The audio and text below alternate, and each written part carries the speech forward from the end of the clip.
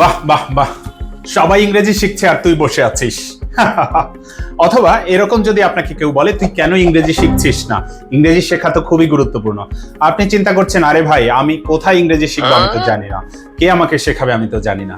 আপনার মাথায় যদি এমন চিন্তা আসে, কেউ যদি আপনাকে ফোর্স করে ইংরেজি শেখার জন্য, সেক্ষেত্রে আপনি চিন্তা করতে পারছেন না কোন কোন বিষয়গুলো আপনার জানা উচিত।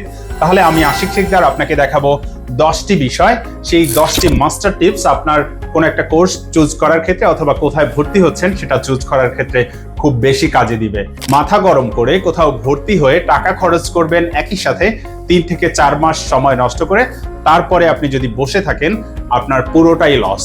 এই লসে না গিয়ে আপনি যদি নিজেকে ডেভেলপ করতে চান, নিজেকে ইংলিশে পারদর্শী করতে চান, তাহলে আপনার এই ভিডিওটা দেখা উচিত। Let's see.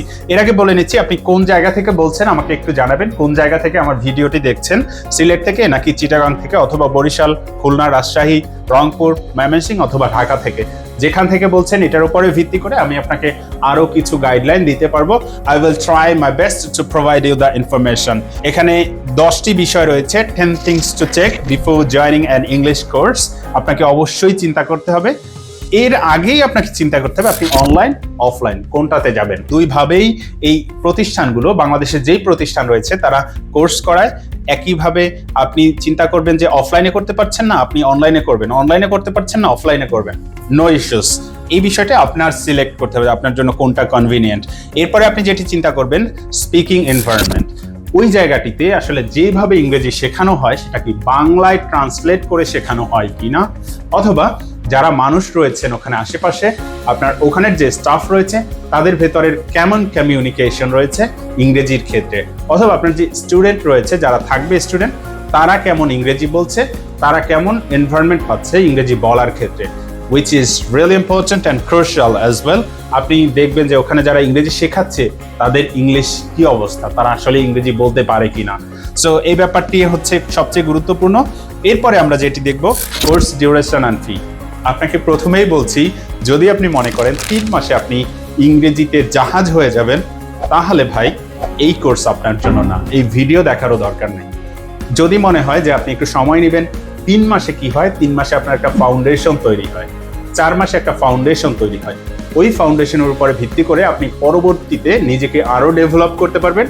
অন্য একটা জায়গায় গিয়ে আপনি আরেকটু উপরের লেভেলের কোর্স করলেন, অথবা আপনার যে কমিউনিটি রয়েছে তাদের সাথে কন্টিনিউ করতে করতে কনভারসেশনের মাধ্যমে, লিসনিং এর মাধ্যমে, আপনার রিডিং এর মাধ্যমে নিজের স্কিল ডেভেলপ করলেন স্পিকিং এর ক্ষেত্রে। তাহলে কোর্স ডিউরেশন হতে পারে আপনার 3 মাস, কিন্তু 3 মাসে আপনি পুরোটা পাবেন না। 3 মাসে কোনো প্রতিষ্ঠানই আপনাকে সব খাইয়ে দিতে পারবে না। তারা রুলস রেগুলেশন শেখাবে, কিভাবে আপনি বলবেন, কিভাবে শিখবেন, এই ব্যাপারগুলো শেখাবে। আর ফি এর যে ব্যাপার রয়েছে, এখানে আপনার গুরুত্বপূর্ণ একটি বিষয় লক্ষণীয় বা লক্ষ্য করতে হবে যে ফি হতে পারে কত। একটা কোর্স যদি আপনি ABC থেকে শুরু করেন, তাহলে হয়তো 6 মাস আপনাকে সময় দিচ্ছেন উনি, ওই 6 মাসের জন্য তিনি হয়তো 20,000 টাকা নিতে পারেন, অথবা 15,000 টাকা নিতে পারেন, অথবা কম বেশি হতে পারে। কিন্তু এটার জন্য আপনি 50,000 টাকা কাউকে দিচ্ছেন, আপনি আরো বেশি দিচ্ছেন, তাহলে ভাই এটা আপনার ভুল। এই ভুল করা যাবে না। আপনার একটা নর্মাল কোর্সের জন্য বাংলাদেশে প্রচলিত যে কোর্সগুলো রয়েছে সেখানে 3,000 থেকে শুরু করে 5,000, 7,000, 8,000, 10,000, 12,000 পর্যন্ত একটা লেভেল ধরা হয়। এর উপরে গেলে সেটা অ্যাডভান্স লেভেল। যেই প্রতিষ্ঠান আপনাকে বলবে যে আমি এই জিনিস দিব, সেই প্রতিষ্ঠান থেকে ওটা আদায় করে নিয়ে তারপরে আপনি মনে করবেন যে হ্যাঁ আমার ফিটা কমপ্লিট হয়েছে, অথবা আপনার ফিটা পারফেক্ট হয়েছে। তো আগে চুজ করতে হবে যে আপনার লেভেল কি, আপনার ওই লেভেল অনুযায়ী যেই কোর্স আপনার দরকার সেই কোর্স ডিউরেশন এবং কোর্স ফি অনুযায়ী আপনি নিজের কোর্স নেবেন। এরপরে যে বিষয় রয়েছে রিভিউ অ্যান্ড স্টুডেন্টস ফিডব্যাক, এই ব্যাপারটি আপনার জন্য সবচেয়ে বেশি গুরুত্বপূর্ণ একটা টপিক বা বিষয়। সেটা হচ্ছে আপনি যখন স্টুডেন্টদের রিভিউ দেখবেন, তাদের ফিডব্যাক দেখবেন, তারপর আপনি বুঝতে পারবেন যে এই প্রতিষ্ঠানটি আসলেই আপনার জন্য কিনা। কারণ আমরা নানান ভাবে দেখে থাকি যে প্রতিষ্ঠানে যারা শিক্ষক রয়েছেন তারা একভাবে বলেন, প্রতিষ্ঠানে স্টুডেন্ট যারা রয়েছেন তারা আরেকভাবে বলেন। এখন আপনি স্টুডেন্টদের কাছ থেকে সবচেয়ে ভালো বিষয়টি জানতে পারবেন, কারণ যারা ইংরেজি শিখছে, যারা ইংরেজি শিখবে ওখান থেকে, তারাই আপনাকে ভালো বলতে পারবেন। সো তাদের ফিডব্যাক দেখেন। এখন যদি আমাকে বলেন যে ভাই ফিডব্যাক কোথায় দেখবো, এটা আমার জন্য এখনকার প্রশ্ন না, কারণ আপনি অলরেডি জানেন যে অনলাইনে নানানভাবে আপনি এই রিসোর্সগুলো পাবেন। আপনি নিজে একটু রিসার্চ করেন, আপনি গুগলে যান, গুগলে গেলে দেখবেন যে তারা কিভাবে দিচ্ছে। ইউটিউবে যান যে এই প্রতিষ্ঠান আসলে ফিডব্যাক কি, এই প্রতিষ্ঠান ফিডব্যাক কিভাবে পাচ্ছে, স্টুডেন্টরা কি বলছে। অথবা আপনি ফেসবুকে ঘাটাঘাটি করলে তাদের গ্রুপ, পেজ, নানান জিনিস আপনি পেয়ে যাবেন। সো এই তিনটি বিষয় অলরেডি আলোচনা করেছি। এখন 4 নাম্বার যে বিষয়টি রয়েছে, ডেমো ক্লাস অপরচুনিটিস। এই ব্যাপারটি আরো একটি গুরুত্বপূর্ণ বিষয়। আপনি এখানে ডেমো ক্লাস করছেন, এখন এই ডেমো ক্লাসের মাধ্যমেই আপনি বুঝতে পারবেন যে সে কি শেখাচ্ছে, এই শিক্ষক কি আমাকে শেখাবে কিনা, এই শিক্ষক শেখালে তার প্রসেস কি, সেই প্রসেসটা আপনি জানতে পারবেন। বর্তমানে বাংলাদেশের প্রায় 70-80% প্রতিষ্ঠান তারা কি করছে, ডেমো ক্লাস অফার করে। আপনি যাচাই করবেন, তাদের ক্লাস যদি প্রথমটা আপনার ডেমো ক্লাস ভালো লাগে তাহলে আপনি সেখানে যুক্ত হয়ে যাবেন, খুবই ইজি। 5 নম্বরের বিষয়টি হচ্ছে সাপোর্ট ম্যাটেরিয়ালস। সাপোর্ট ম্যাটেরিয়ালস হিসেবে কি থাকে, বই থাকতে পারে, কোনো একটা শিট থাকতে পারে, অথবা খাতা থাকতে পারে, ডায়েরি থাকতে পারে, নানান জিনিস থাকতে পারে, যেই জিনিসগুলো আপনার এই কোর্সকে আরো বেশি প্রাণবন্ত করবে, আপনাকে এই কোর্সে সাহায্য করবে সামনে এগিয়ে যেতে। সো আপনার সাপোর্ট ম্যাটেরিয়ালস কি থাকবে, সেটার জন্য টাকা পে করতে হবে কিনা, বা এই কোর্সের ভেতরেই কিনা, সেই বিষয়গুলো একটু জেনে নেবেন। অথবা এই কোর্স ম্যাটেরিয়ালসের যে ব্যাপারটি রয়েছে, আরও একটি বিষয় রয়েছে, সেটা হচ্ছে কোর্স কন্টেন্ট কি হয়। এই কন্টেন্টগুলো আপনি অবশ্যই দেখে নেবেন যে আপনার 1 নাম্বার ক্লাসে এটা, 2 নাম্বার ক্লাসে এটা, পরে গিয়ে আপনার 24 বা 36 নাম্বার ক্লাসে এই বিষয়গুলো আলোচনা করা হবে। সো কোর্স ম্যাটেরিয়ালসটা আপনি একটু অবশ্যই দেখে নেবেন। এরপরে স্মল ব্যাচ সাইজ। বর্তমানে এমন একটা ট্রেন্ড হয়েছে, আপনি টাকা দিচ্ছেন 2000, তবে এই 2000 টাকার মাধ্যমে আপনি ভর্তি হয়ে দেখলেন যে ওই কোর্সে 100 জন মানুষ ভর্তি হয়েছে বা তারও অধিক। সেখান থেকে আপনি কি শিখবেন? ওই কোর্স হয়তো 3 মাস কমপ্লিট করবে। 3 মাসে কমপ্লিট করলে আপনি 2 ঘন্টা করে, যদি সপ্তাহে 3 দিন হয়, কত মিনিট আপনি পাচ্ছেন একটু ক্যালকুলেটরে খুঁজে দেখবেন পরবর্তীতে। আপনি ব্যাচ সাইজ সর্বোচ্চ 20 থেকে 25 জনের ব্যাচ রয়েছে, সেই ব্যাচে আপনি যুক্ত হয়ে যাবেন। এই ব্যাচগুলো আপনার জন্য কার্যকরী হতে পারে, কারণ হচ্ছে যত কম মেম্বার হবে তত বেশি টিচারের সাথে আপনার ইন্টারাকশন বাড়বে। So small batch size is important. এরপরে প্র্যাকটিস অপরচুনিটিস। প্র্যাকটিস অপরচুনিটিস আসলে কেমন? ওখানে যে করিডোর রয়েছে সেখানে আপনি প্র্যাকটিস করতে পারছেন কিনা, ক্লাস রয়েছে, ডিবেটিং হল রয়েছে, ল্যাঙ্গুয়েজ ক্লাব রয়েছে, এই ব্যাপারগুলো আপনাকে দেখতে হবে। একটা ল্যাঙ্গুয়েজ ক্লাব আপনাকে কতটুকু সাহায্য করতে পারবে সেটা আপনি যখন ঢুকবেন, ঢোকার পরে ল্যাঙ্গুয়েজ ক্লাবে যাবেন, 10 জন মানুষের সামনে আপনি কথা বলবেন। এই 10 জন মানুষের সামনে কথা বলার পর আপনি দেখতে পারবেন যে আসলেই ডিবেট এবং ল্যাঙ্গুয়েজ ক্লাব এটা কতটা গুরুত্বপূর্ণ। ডিবেটে আমি না যাই, ল্যাঙ্গুয়েজ ক্লাবের পার্টটা বলি। সো আপনার বন্ধু থাকবে, সেখানে আপনি প্র্যাকটিস করতে পারছেন কিনা, এনভায়রনমেন্ট পাচ্ছেন কিনা, আপনার বন্ধুর সাথে আপনি কোথাও দাঁড়িয়ে বসে চা খাওয়ার ছলেও আপনি আড্ডা দিতে পারছেন কিনা, টিম ওয়াইজ আপনারা আলাদাভাবে প্র্যাকটিস করতে পারছেন কিনা, অথবা বাইরে কোথাও আউটিংয়ে গেলে সেখানে গিয়ে আপনি প্র্যাকটিস করতে পারছেন কিনা, এই ব্যাপারগুলো আপনার অবশ্যই দেখতে হবে। সো প্র্যাকটিস অপরচুনিটিস আছে কিনা বা কেমন সেটাও দেখবেন।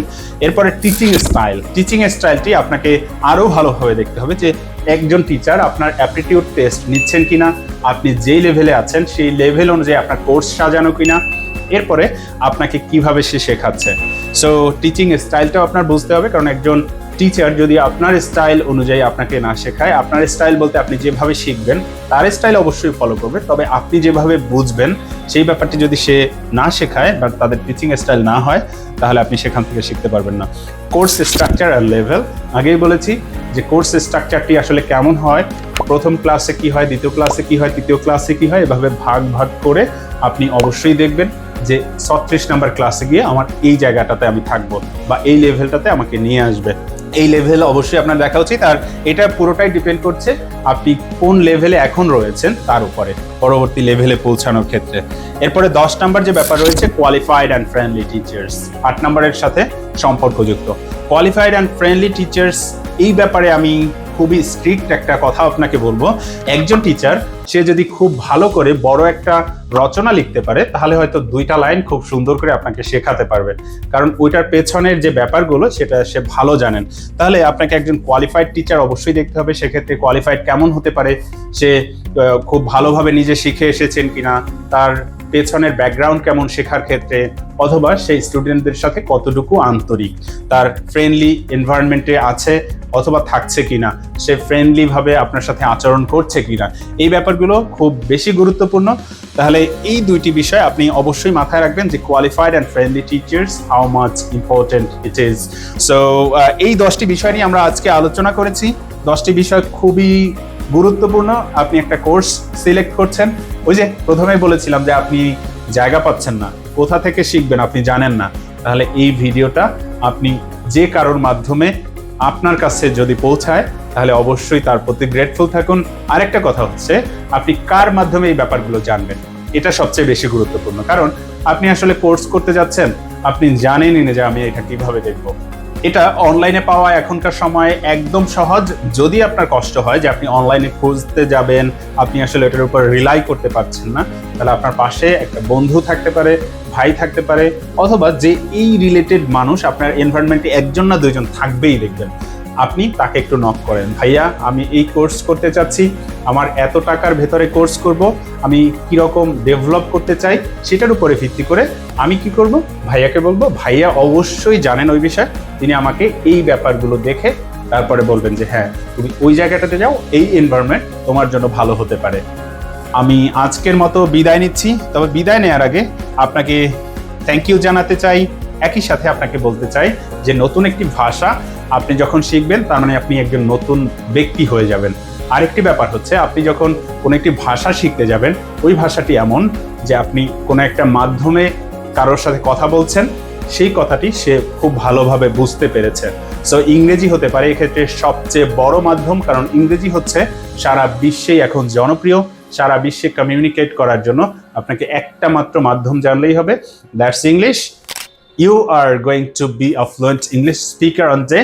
Thank you so much for watching this video. I hope you have enjoyed it. And if you find it really helpful, then please send me a message because I will provide you the information if required.